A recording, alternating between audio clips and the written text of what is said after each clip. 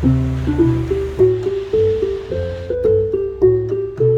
and welcome back to the second episode of Restoration Project Nigel thingy. Man, it's not really a restoration at all, it's just doing some jobs, doing lots of jobs. A special Christmas treat for me and for Nigel. How could we be any more festive? All okay yesterday doing the cam belts inside, but my next job is stripping out the interior, and that is going to be a bit more tricky with the amount of room I have in here. I have enough room on this side to get the door swung wide open, but on this side I haven't because Project Fridge is in the way. But the real issue with this is actually a matter of lighting. As you can see, or as you can't see in fact, you can't see, and that's the trouble. It'd be handy if I could see what I was doing. So what am I going to do about this? The answer? I don't really know. I suppose I can make sense of this here. I'll have to fit that door first, the blue door, because I've got to do the window regulator and the glass as well, and the door card. I don't really want to be doing that outside while it's wet, and then the rest of it I can wheel in and out as and when I can. Well, I can drive it in and out because this car drives.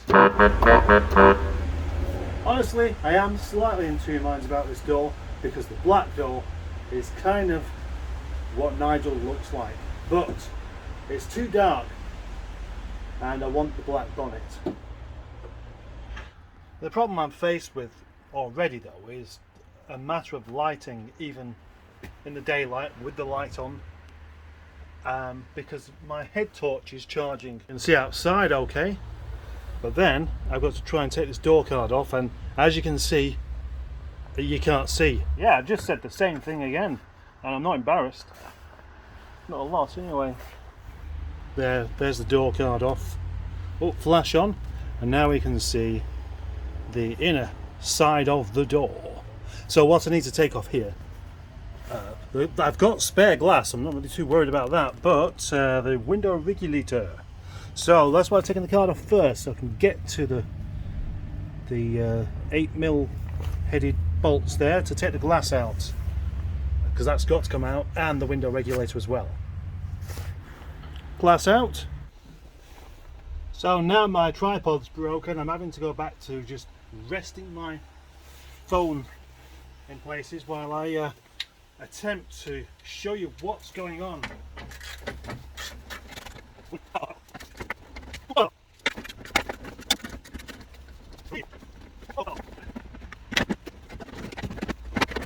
There we go, that's how easy it is to take out a window regulator on a Rover 25. Removal of the window regulator itself took 1 minute and 37 seconds. It obviously makes complete sense to bung on this window regulator while the door is off the car, because I can see what I'm doing. Managing to take a window regulator off and a door card and all that sort of stuff without seeing what I'm doing, it doesn't mean I should carry on. How long will it take to fit a window regulator?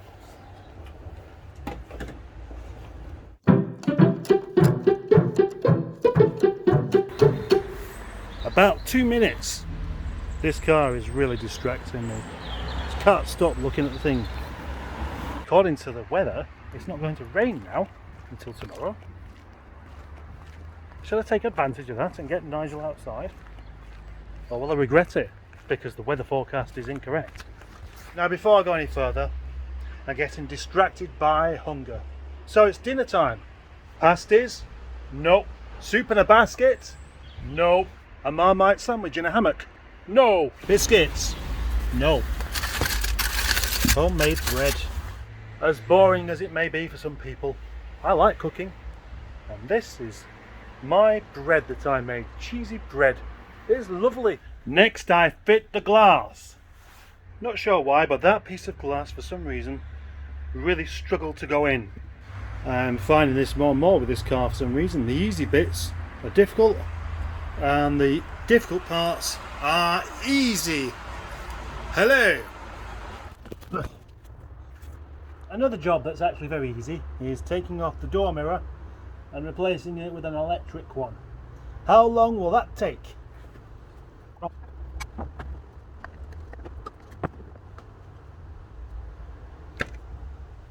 I was about to fit that electric mirror, but really what I should do is clean that panel behind it first. Does it matter? Not really, but I'm going to do it anyway. Better. Might be time to give this weather a chance to not rain on me. Get Nigel outside to fit this door. Now that is so much better for working in.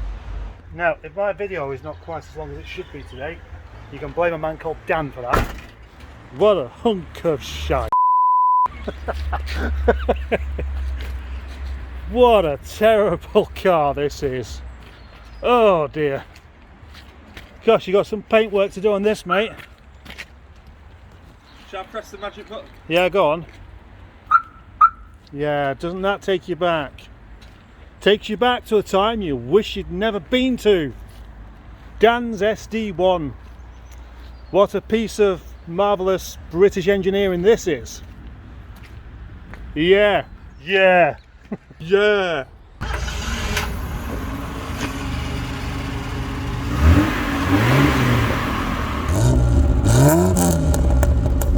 That sounds good.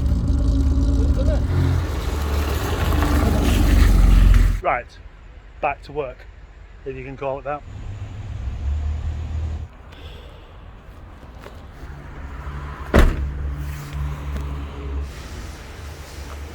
I haven't even got the car down yet, but listen to this. It sounds much better than the red one.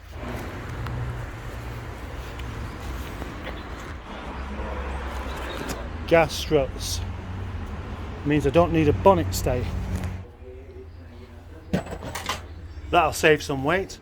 I had to just come down the other end of the yard because the radio's on and no one's listening to it again, but I don't want to get my video demonetized before I've even started. Anyway, quick spin around so you can see what I've done.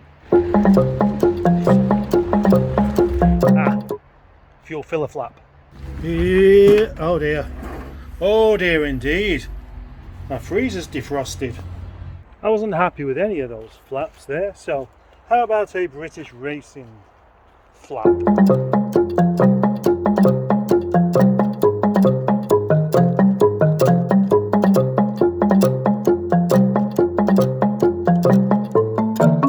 I've been rather undecided about those lights, but I think I like them, and I think they're going to have to stay, just for a bit at least. Let's have that walk around again.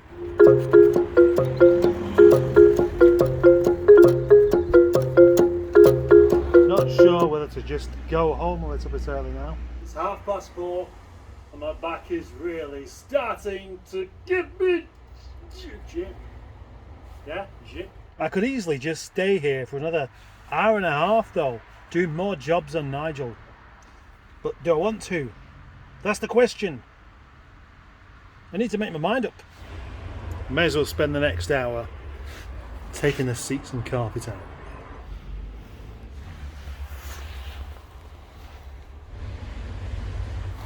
Been meaning to replace this for a while because this one is broken. Look. I need to replace some bulbs as well. That one and that one and that one. Just to help me remember. More good beading.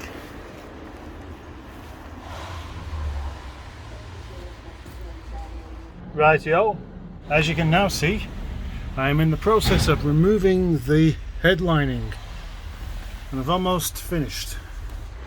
And there we have it. It's amazing how much condensation there is on that roof.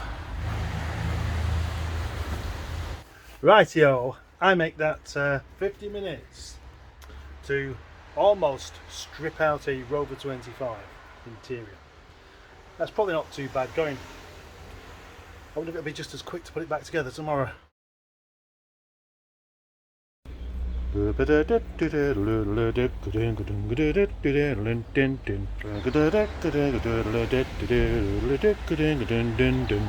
got to put these bits back together, get that cover back on there.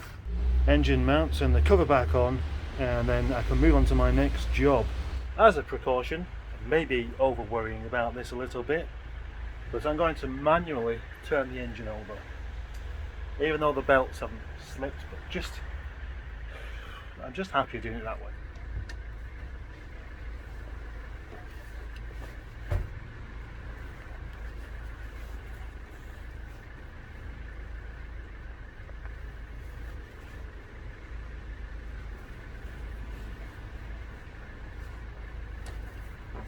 Yeah, that's fine. Now I've just got all these bits of engine mount to put back together. Unfortunately, I knocked my tripod yesterday and broke it. Look at that. Quite sad about that. My own little homemade tripod. How sad. It's not sad that I made it, it's just sad that it's broken. I have to try and fix that now. There is just one thing I like about this kind of drizzly, miserable weather, and that is this. More beading going on. Oh, I love that. Look how big those beads are, they're fantastic. Isn't it funny how some of us men, or many of us men actually, have this obsession with beads? They're just beads of water, but we love them. Why do we like them so much? It can't just be because it shows that the paint is being protected with wax. It's like being not even 10 or 8 or 7. It's like being 3. Like being 3 years old, being obsessed by beads. Anyway, that's the end of this particular job now. So let's switch the Nigel on, just to be sure.